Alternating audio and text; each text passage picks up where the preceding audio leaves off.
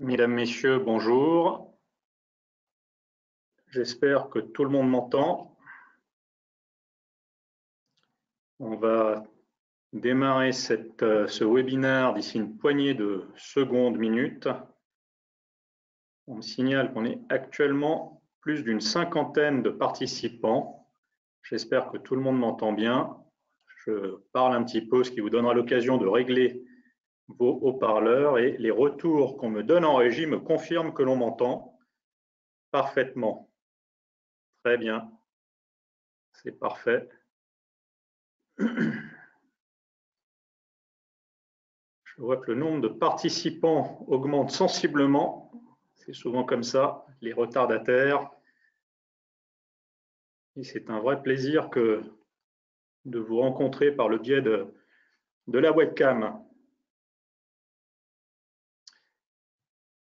Parfait, je vois que le nombre de participants se stabilise. On va donc démarrer ce webinaire. Et on va effectivement essayer de tenir le timing. Il est prévu sur une vingtaine de minutes, donc c'est un format très très court. Tout d'abord, je tiens à vous remercier d'être présent lors de cette session. Pour information, et je pense important de le signaler, vous le verrez au cours de la présentation, nous avons des contacts et des personnes qui se connectent aussi bien depuis la Suisse que depuis la France, raison pour laquelle nous allons essayer d'aborder les différentes législations et normes qui régissent la valeur probante des documents numériques. C'est toute la beauté d'Internet, et je crois même qu'il y a des personnes qui se connectent au-delà d'ailleurs de la Suisse et de la France. Donc voilà pour les participants. Vous avez la possibilité de poser des questions par le biais de l'onglet questions. Donc j'ai vu que les personnes m'ont annoncé qu'elles étaient présentes par ce biais-là, donc visiblement c'est identifié. Donc je vous laisse poser les questions au fil de la présentation et nous y répondrons à la fin de ce petit webinaire, de manière à ne pas, j'allais dire, interrompre la présentation. Voilà. C'est tout pour les aspects logistiques. J'espère une fois encore que tout le monde m'entend bien. Je me présente, donc Laurent Boussin, directeur commercial et responsable de l'unité d'affaires IDOC au sein de Groupe T2I. Très brièvement, Groupe T2I est un éditeur logiciel franco-suisse actif depuis plus de 30 ans dans le domaine de la gestion documentaire, et on développe nos propres solutions d'acquisition, gestion et circulation. Dans ce cadre-là, on a été interpellé par un certain nombre de clients qui nous ont demandé de savoir comment assurer cette fameuse valeur probante à leurs documents électroniques. Par rapport à cette présentation, on va donc tout d'abord voir un petit peu le cadre légal, les normes en la matière, et on ira dans le détail sur le comment faire, et on conclura avec la fameuse question du zéro papier. Peut-on se permettre de supprimer le papier, et dans quel cadre on peut le faire, dans quelle mesure on a la capacité de le faire. Tout d'abord, un peu de vocabulaire très brièvement. Vous entendrez parler de valeur probante, de valeur probatoire, de cadre légal. En France, on entendra également parler de copie fiable. On reviendra sur ce point. Donc, c'est grosso modo des synonymes que l'on retrouvera en fonction des différents interlocuteurs que l'on peut avoir. Aujourd'hui, dans le domaine de la dématérialisation, il existe un cadre légal qui a déjà démarré ou qui a déjà été rédigé en 2009. C'est la fameuse norme NFZ 42013, qui est une norme française qui définissait déjà le cadre qui permettait de donner une recevabilité juridique aux documents électroniques.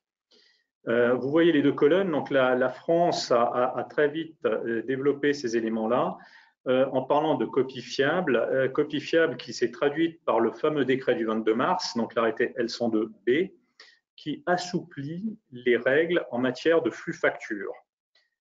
Donc c'est principalement des éléments liés à la reproduction à l'identique, et on reviendra sur ces détails-là, et au stockage de ces éléments.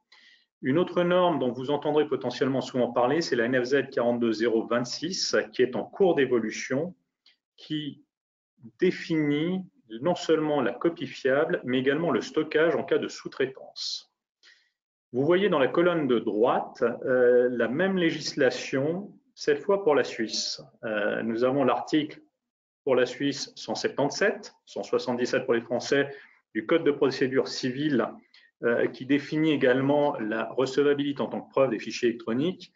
Vous avez des directives Imago qui, elles, sont inspirées du droit allemand, et l'article 957 et également 958 en particulier du Code des obligations qui définit les règles en matière de conservation des documents comptables. Et nous reviendrons par la suite sur ces éléments-là, plus l'OLICO qui est en fait une ordonnance de droit comptable qui concerne la tenue des livres de compte. Donc vous voyez qu'il y a déjà aujourd'hui un cadre légal, normatif, qui traite de la dématérialisation des différents documents, principalement d'ailleurs, il faut le relever, des factures. Par rapport à ce cadre légal, et la question fondamentale que l'on doit se poser, c'est quelle est la valeur probante que l'on veut donner à un document numérique, en d'autres termes, s'assurer de sa recevabilité juridique. La question se pose principalement en cas de litige, c'est-à-dire quel est le risque de voir une pièce refusée, en l'occurrence par un juge, si on est sollicité par rapport à la présentation d'un document électronique. À ce stade, naturellement, il y a un risque d'interprétation, il y a une perception de la part de la justice par rapport à ces éléments-là. Donc, l'objectif pour nous, c'est clairement de réduire au minimum le risque de refus d'une pièce. Pour ce faire, on a un certain nombre de bonnes pratiques à respecter, et la principale étant le respect de la norme ISO 14641. Fortement inspiré, d'ailleurs quasiment calqué sur la NFZ 42013. Cette norme ISO, vous le voyez à l'écran, définit des mesures aussi bien techniques qu'organisationnelles. Le point par rapport à ça qui est important de relever, c'est que le logiciel en tant que tel, et là en l'occurrence on parle de UDoc, qui est notre propre logiciel de gestion documentaire, ne peut être qualifié de conforme. Ce qui est très important à ce stade, c'est qu'aujourd'hui, vous devez prendre en considération non seulement le logiciel, mais également l'environnement, les procédures internes, l'organisation, la documentation qui doivent être conformes et certifiées, et on va développer ces différents points lors de la suite de cette présentation. Et le plus important par rapport au système d'archivage électronique, SAE, c'est qu'il doit impérativement s'appuyer sur une politique d'archivage. La politique d'archivage est clairement la clé de la valeur probante du document électronique. La politique d'archivage doit être, et je le lis, classée, structurée, validée, sécurisée et contrôlée, tout en étant en conformité. Donc ça, c'est une reprise de la norme ISO 14641 qui oblige les clients qui veulent donner cette valeur probante à définir un périmètre. Donc, quels sont les documents concernés, faire cette analyse des documents, structurer les archives, donc avoir un plan de classement, définir des règles. Donc, les règles sont extrêmement importantes. Et pour chaque document, définir la durée de conservation. Et on reviendra sur cette thématique du calendrier de conservation. Le niveau de confidentialité, donc les sécurités, les habilitations, les règles que vous allez donner aux différentes personnes pour accéder à ces documents, et naturellement les métadonnées que vous allez leur associer. Vous voyez que la politique d'archivage est vraiment la clé, quelque part le mode d'emploi du SAE, du système d'archivage électronique. Il faut savoir qu'après, il y a également des spécificités métiers, et on reviendra là-dessus au niveau des intervenants. Donc, cette GED à valeur probante, la question qui se pose, c'est comment faire? Par quel bout le prendre? Il faut tout d'abord mentionner qu'il s'agit d'un vrai projet d'entreprise. C'est-à-dire qu'avant toute chose, avant même de parler du logiciel, il est important d'identifier les intervenants, l'organisation. On le voit, et c'est la première colonne, la direction générale doit non seulement se sentir concernée, mais également piloter ce projet-là.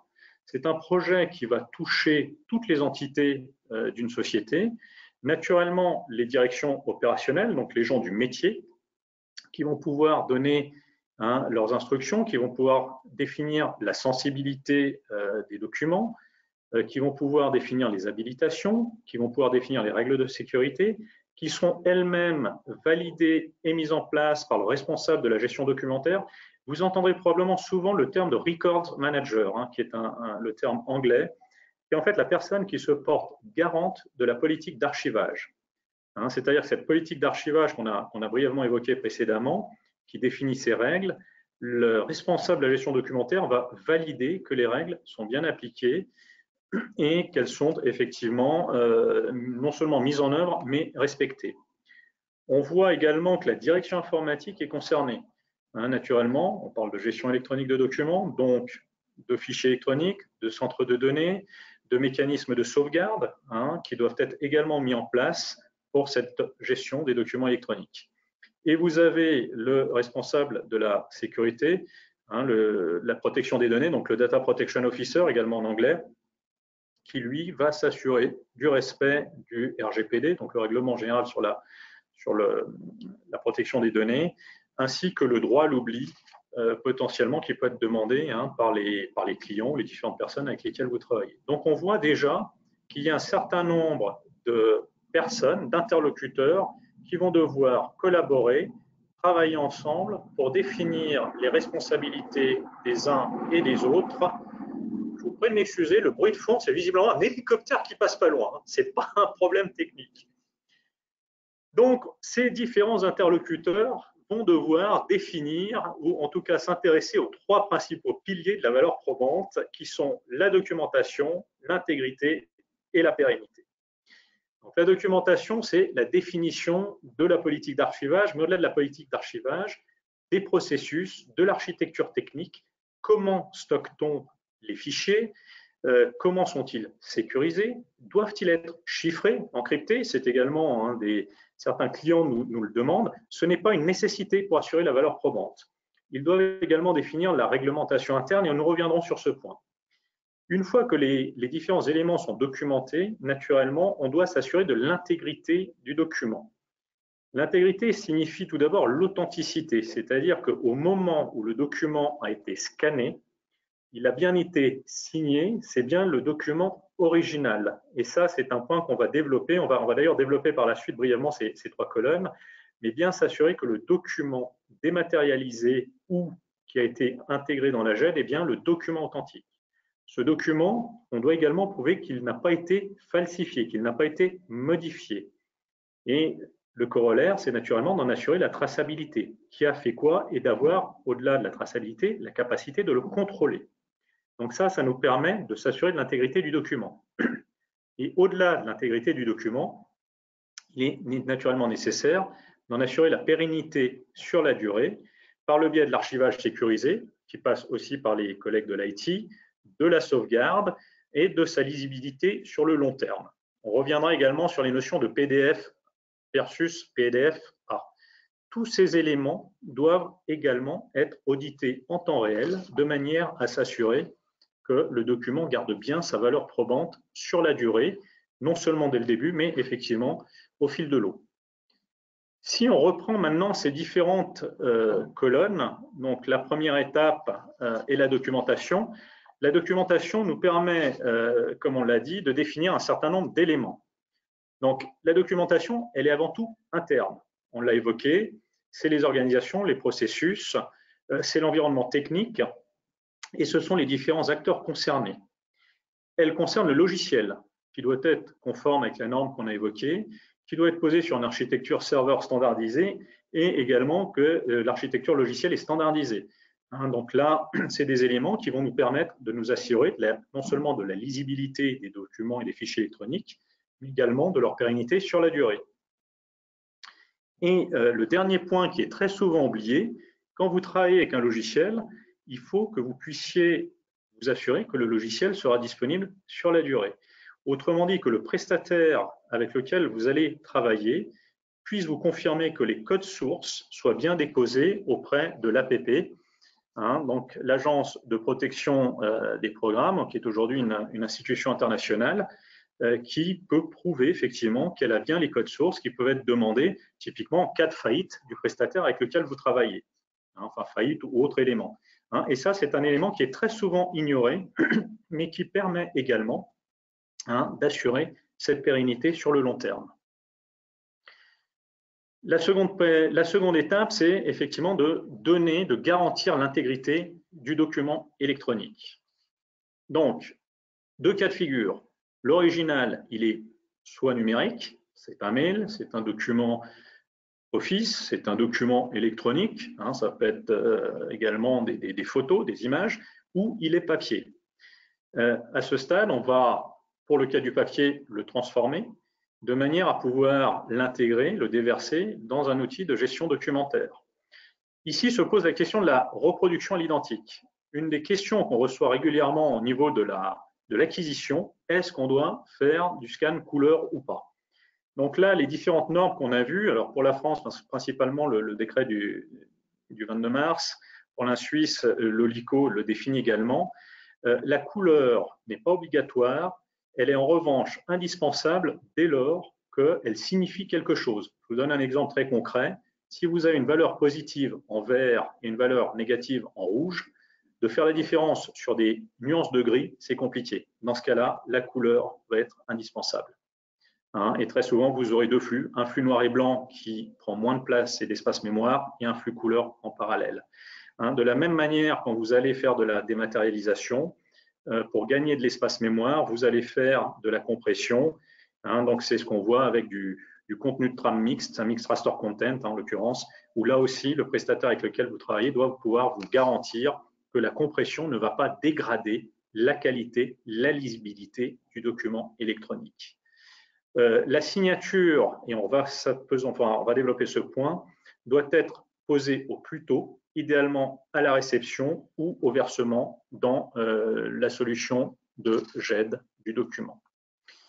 Par rapport à cette signature et en fonction de la criticité du document, elle nécessitera à minima une empreinte, qui peut être une empreinte qui intègre une authentification, plus un horodatage, et en fonction de la criticité, si elle est forte, elle peut nécessiter l'appel d'un certificat ou d'une signature forte de la part d'un tiers de confiance. Donc tiers de confiance, société garantie par le gouvernement, et on reviendra également sur cette notion-là.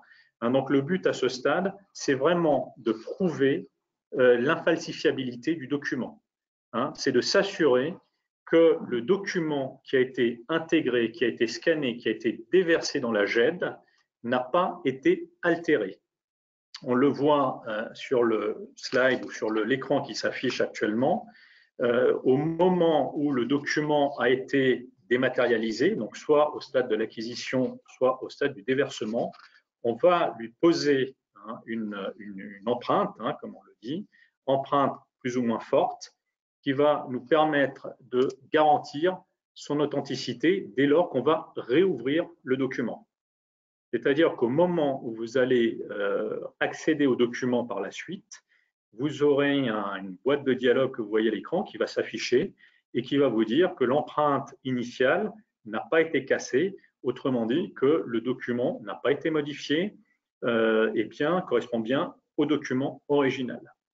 En 15 minutes, une vingtaine de minutes de durée, on ne va pas s'étendre sur les mécanismes d'horodatage et de signature. Sachez néanmoins que potentiellement, vous devez, en fonction, une fois encore, de la criticité, de la confidentialité des documents, faire appel à une signature, soit un certificat simple, une signature simple, soit une signature avancée. Donc, vous voyez à l'écran, il y a aujourd'hui deux types principalement de signatures. C'est la norme RGS, qui est une norme française avec des signatures RGS 1, 2 ou 3 étoiles. Et aujourd'hui, de plus en plus, on va s'orienter sur la norme EIDAS, vous voyez la traduction à l'écran, qui est une norme européenne, accessoirement qui est également la norme qu'on va appliquer en Suisse. Donc les prestataires suisses qui vous donnent la possibilité de signer numériquement, aujourd'hui, s'inspirent de la norme EIDAS, qui peut être simple, avancée ou qualifiée. Donc, vous voyez, pour chaque typologie de signature, la valeur juridique en termes de recevabilité de 1 à 4 étoiles. Donc là, il est important, et ça fait partie de l'expertise des sociétés avec lesquelles vous travaillez, de vous recommander, en fonction de la typologie de vos documents, quel type de signature doit être mise en œuvre. Ce que l'on voit, et c'est souvent la question qui nous est posée, pour les factures, une fois encore, et c'est principalement vrai pour la France, une signature simple est suffisante. On a vraiment mis l'accent sur une simplification à l'extrême de l'empreinte posée sur les signatures, de manière à vraiment automatiser au maximum le flux facture. C'est également vrai pour toutes les factures qui concernent le secteur public, qui passent par le portail Chorus. Pour la Suisse, la règle est identique. Une empreinte simple est aujourd'hui suffisante. Donc la facture aujourd'hui n'exige pas ou n'exige pas de contraintes de signature très avancées. Par rapport aux signatures et aux documents, naturellement, on l'a évoqué, on doit pouvoir tracer tous les événements qui ont concerné la vie du document. Ce que vous voyez à l'écran, c'est une capture d'écran de notre propre logiciel qui, pour chaque document, va vous montrer qui l'a consulté, quelles sont les modifications qui ont été apportées, quels ont été les partages qui ont été faits, de manière à vraiment pouvoir s'assurer de l'authenticité du document et du fait que la signature est toujours recevable. Naturellement, tous ces événements doivent être liés, ils doivent être historiés dans des fichiers, ils doivent être accessibles et ils doivent pouvoir être retrouvés. On l'a vu tout à l'heure, on parlait du Records Manager. Dans le cadre de la valeur probante, le Records Manager aura accès à un écran qui lui sera dédié, sur lequel il pourra retrouver tous les événements liés à la vie, en guillemets, d'un document. Alors, ça semble relativement simple, c'est extrêmement complexe dans les faits, en raison naturellement non seulement de la volumétrie. On a aujourd'hui des clients qui ont plusieurs centaines de millions de documents, j'ai bien dit plusieurs centaines de millions de documents. Donc pour chaque document, je vous laisse imaginer le nombre d'événements qui doivent être tracés. Aujourd'hui, on a des fichiers d'événements qui sont à 700-800 millions de lignes. Donc ça, c'est des éléments extrêmement importants en termes de traçabilité. Et naturellement, les fichiers qui tracent ces événements doivent eux-mêmes être signés de manière à s'assurer qu'eux aussi n'ont pas été altérés. C'est-à-dire qu'on ne veut pas que quelqu'un puisse modifier une ligne d'un fichier de traçabilité. Et la dernière étape qu'on a évoquée, c'est la pérennité du document. Comment s'assurer de la conservation de cette valeur probante sur la durée. Donc là aussi, un certain nombre d'éléments. On en revient toujours à la politique d'archivage. Donc c'est les processus qui doivent être documentés, c'est la gestion des droits et des sécurités pour chaque intervenant. Au même titre que vous sécurisez des contrats dans des classeurs, ou même dans des armoires, ou même dans des bureaux fermés ou avec des accès contrôlés, un outil de GED, un SAE doit vous donner les mêmes droits. La notion de lisibilité de PDF, et on a un slide là-dessus, on y reviendra. Un des points majeurs par rapport à la pérennité du document électronique, c'est ce qu'on appelle le principe des 4 yeux, en d'autres termes, la sécurisation de la sécurisation. Une personne qui modifie ou crée une règle ne peut pas l'appliquer. En d'autres termes, on ne peut pas être juge et partie. C'est là que le Records Manager et que le responsable à la sécurité interviennent. Ils peuvent créer des règles qui seront appliquées par les différents collaborateurs du groupe. Naturellement, de manière à s'assurer de la conservation sur la durée, vous avez les notions de calendrier de conservation, de droit à l'oubli et de règlement général sur la protection des données, qui sont des éléments qu'on doit intégrer au niveau des règles de sécurité. Donc la durée de rétention doit être définie pour chaque document. Et là également, il faut être très attentif parce qu'on a aujourd'hui des règles avec des dates de prescription. En cas de litige, vous allez potentiellement aller au-delà de la durée de prescription parce que vous allez désirer le conserver au-delà. Le plus long, c'est 10 ans. Dans certains cas, si quelqu'un fait valoir son droit à l'oubli, là aussi, il y a des aspects liés à la législation qu'il faut prendre en considération. Est-ce qu'on doit l'effacer ou pas? Donc là, il y a beaucoup de sujets sur lesquels il est primordial d'avoir un prestataire qui puisse vous accompagner. Et naturellement, une fois encore, tous les documents, puisqu'il s'agit de documents électroniques, doivent être stockés, doivent être mis sur des serveurs, eux-mêmes dans des zones protégées, pas accessibles à tous les collaborateurs ou à des tiers, et qui sont eux-mêmes sauvegardés de manière à ce que s'il y a un problème sur un centre de données, il y ait une sauvegarde qui apparaisse quelque part. Donc cette donnée, cet aspect informatique est également très souvent ignoré ou sous-estimé lorsqu'on parle de valeur probante, mais il faut pouvoir s'assurer effectivement que les documents puissent bien être conservés sur la durée. On parlait du PDF, très souvent on va vous dire voilà, le PDF est suffisant. Pas forcément. Suivant la criticité, on va imposer du PDF-A qui dépend lui-même de la norme ISO 19005, qui va vous permettre d'incorporer les polices, qui va vous assurer que ce que vous avez à l'écran correspond bien à ce qu'il y a sur le document. C'est le WYSIWYG, what you see is what you get, c'est de l'anglais.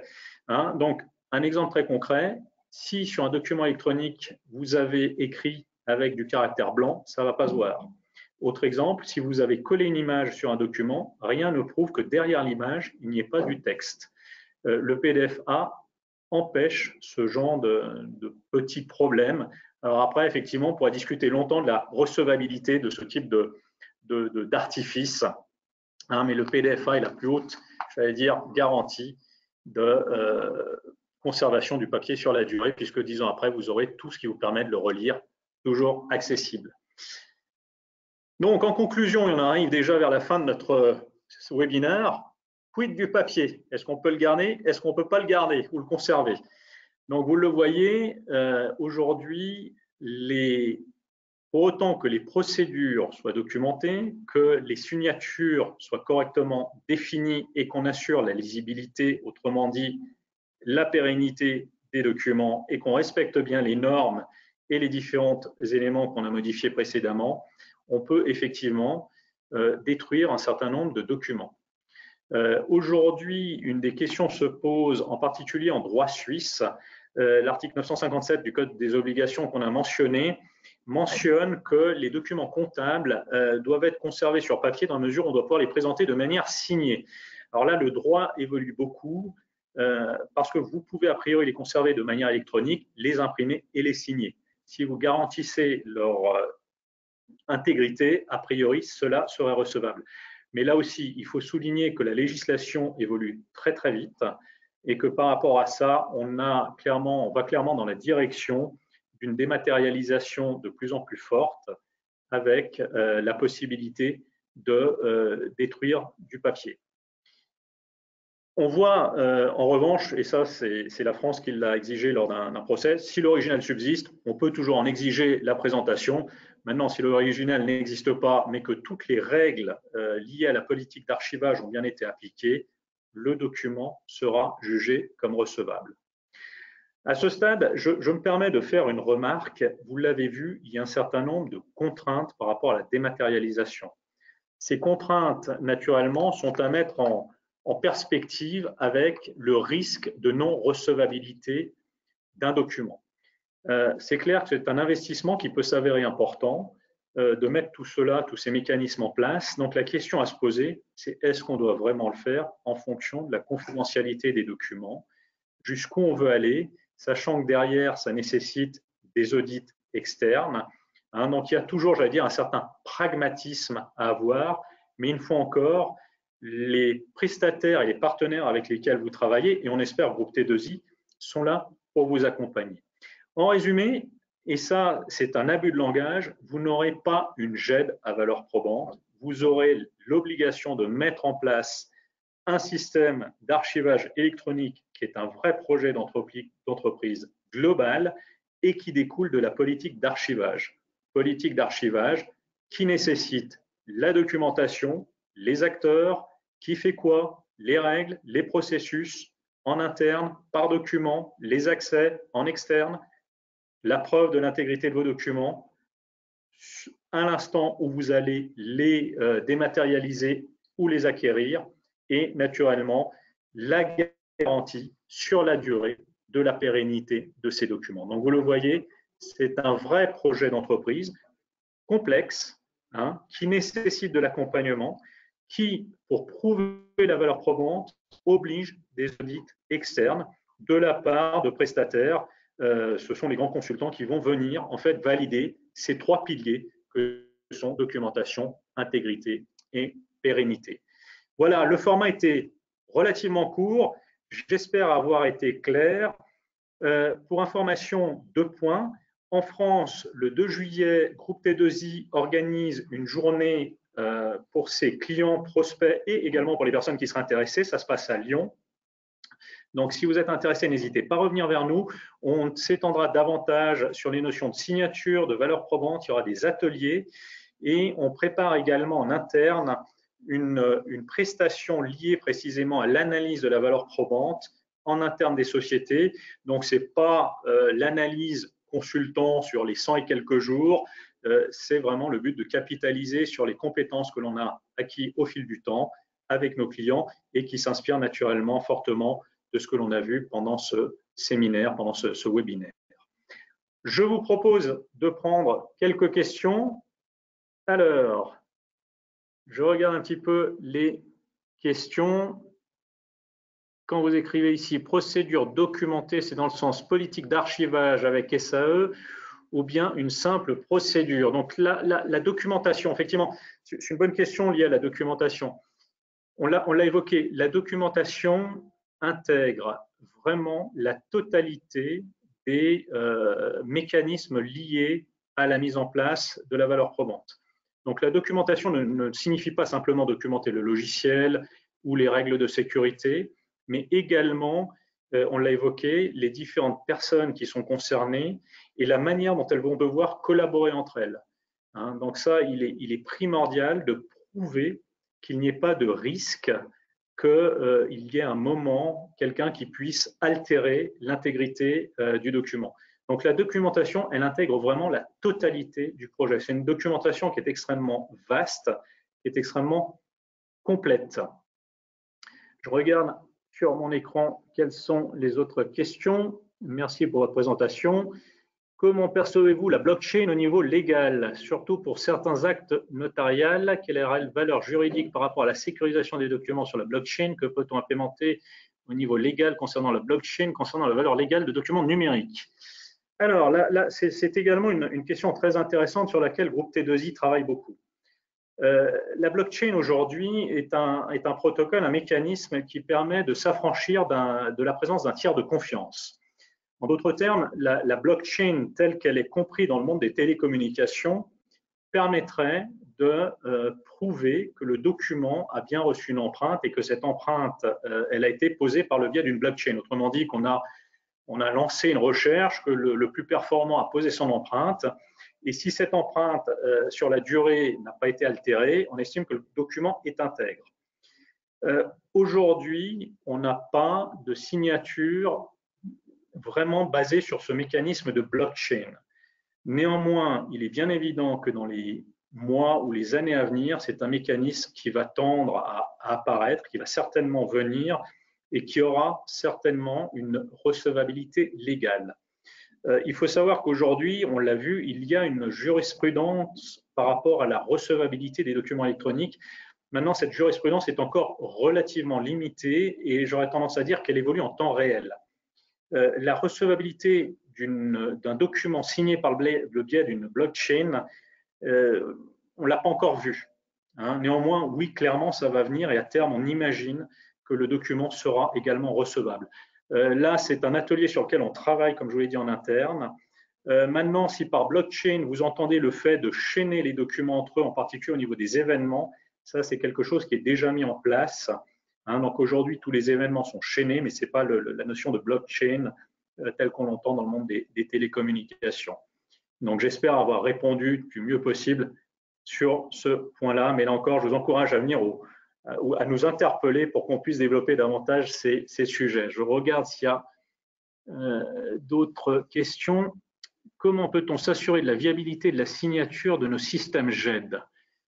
Alors, on l'a vu, la viabilité de la signature de nos systèmes GED, une fois encore, la signature dépend vraiment de la criticité du document. Donc, en fonction du document qui va être dématérialisé, la signature sera plus ou moins forte. Il peut effectivement, sur des documents, j'allais dire, simples, basiques, être uniquement un certificat posé par la GED. Auquel cas, ce certificat qui va nous permettre de poser une empreinte, donc une date avec un horaire, peut s'avérer suffisant. Dès lors que les documents sont un peu plus sensibles, il faudra impérativement mettre un certificat externe qui soit sur site ou qui puisse être appelé en mode SaaS, puisqu'on a aujourd'hui des prestataires qui permettent de faire de l'appel de certificat en mode SaaS. Je fais une parenthèse, ça fonctionne bien sur des volumétries faibles. Dès lors que vous êtes grosse volumétrie, c'est très compliqué de faire un appel de signature à distance. Pour information, certains clients nous demandent de l'acquisition de 50 pages secondes, ce qui est juste énorme. Là, naturellement, le mode SaaS n'est pas une option. Donc, la signature, la recevabilité de la signature, si vous voulez vraiment avoir la certitude que la valeur probante du document est garantie, vous devez faire un appel de signature externe avec un tiers de confiance. Pour la France, il y en a un certain nombre. Ce sont pour en citer quelques-uns, c'est des ChamberSign, des DocuSign, des YouSign. Pour la Suisse, c'est la Swiss ID qui aujourd'hui est aussi intégrée par Swisscom. C'est Covadis. Donc là aussi, il y a un certain nombre de prestataires qui sont habilités par les gouvernements et qui respectent la norme soit RGS, soit IDAS. Donc auquel cas, dans ce cas-là, dès lors que vous posez une signature de ce type-là, le document qui est posé dans la GED a effectivement une recevabilité légale, pour autant que toute la politique d'archivage qu'on a évoquée ait été respectée. C'est-à-dire que si vous posez une signature et que vous n'avez pas prouvé que le document n'a pas été altéré, bon, la signature vous permettra de le faire, mais que vous n'arriveriez pas à prouver ou à le garder sur la durée, ce sera a priori pas suffisant. Peut-être un dernier point, qu'en est-il des tickets pour les notes de frais ou pour les relevés de cartes bancaires? Donc effectivement, ça c'est une question qui revient très régulièrement au niveau de la dématérialisation des notes de frais. Est-ce que les tickets doivent être signés? Est-ce qu'ils doivent être effectivement, quelle est leur recevabilité? Donc là, j'allais dire, une empreinte simple est amplement suffisante. Aujourd'hui, les différents prestataires le permettent. Et une fois encore, comme on l'a mentionné, il y a un arbitrage à faire entre, j'allais dire, l'infrastructure à mettre en place, les acteurs concernés et le risque de non-recevabilité juridique d'un ticket ou d'une facture liée à une note de frais. Donc voilà, il faut j'allais dire, rester assez pragmatique là-dessus. Et si vous me permettez l'expression, c'est peut-être pas la peine de monter une usine à gaz pour une note de frais. Sachant qu'une fois encore, aujourd'hui, les tickets dématérialisés portent déjà cette empreinte qui est a priori largement recevable. Voilà. Et on va prendre une dernière question. On l'a vu. Alors, ça concerne le nombre d'acteurs concernés. On l'a vu, il y a beaucoup d'acteurs concernés et beaucoup de gens disent oui, mais finalement, nous, on est une plus petite entreprise. Est-ce qu'on est obligé d'avoir un records manager, un responsable de la sécurité, un responsable IT, sachant qu'on l'a vu avec le principe des 4 yeux, on ne peut pas faire n'importe quoi. La réponse est bien entendu, vous pouvez porter plusieurs casquettes. Néanmoins, cette fameuse règle des 4 yeux est indispensable, ce qui signifie qu'il y a au moins 2 personnes qui doivent représenter les différentes fonctions de manière à vraiment s'assurer qu'une règle définie ne puisse pas être appliquée par cette même personne. Donc voilà un petit peu, j'allais dire, la réponse à cet élément-là. Et c'est vrai qu'on est très souvent interpellé sur ce sujet par des sociétés plus petites. Voilà, j'imagine qu'il y a certainement encore d'autres questions. On est à votre disposition. Vous avez nos coordonnées. Elles s'affichent à l'écran. Je suis à votre disposition. Donc, vous voyez mon adresse mail, laurent.boussa@groupe-p2i.com. C'est avec grand plaisir que je recevrai vos mails, vos demandes de rendez-vous, vos questions s'il y en a d'autres. C'est avec grand plaisir que Groupe T2I se tient à votre disposition, aussi bien en Suisse qu'en France, avec ses experts, ses équipes commerciales, ses chefs de projet, ses consultants pour vous accompagner dans cette démarche, ou même simplement, comme je vous l'ai dit, pour faire une analyse. Et là, on vient avec une extrêmement intéressante qui permet de voir quel est le statut, quels sont les besoins et qu'est-ce qu'il y aurait potentiellement lieu de mettre en place chez vous. Et une fois encore, sur France, le 2 juillet, à Lyon, une journée complète où, entre autres, nous parlerons valeurs probantes, signature RGPD, cette fois sur des ateliers sensiblement plus longs. Je vous remercie beaucoup de votre attention. Ce qui me fait plaisir, c'est de voir qu'on est encore très nombreux sur le webinaire, preuve d'intérêt. Je vous souhaite à toutes et à tous une excellente journée et j'espère avoir le plaisir de vous rencontrer ou de vous croiser ou que vous m'interpelliez lors d'un prochain échange de mails ou appel. Merci beaucoup, très bonne journée et à bientôt. Au revoir à tout le monde.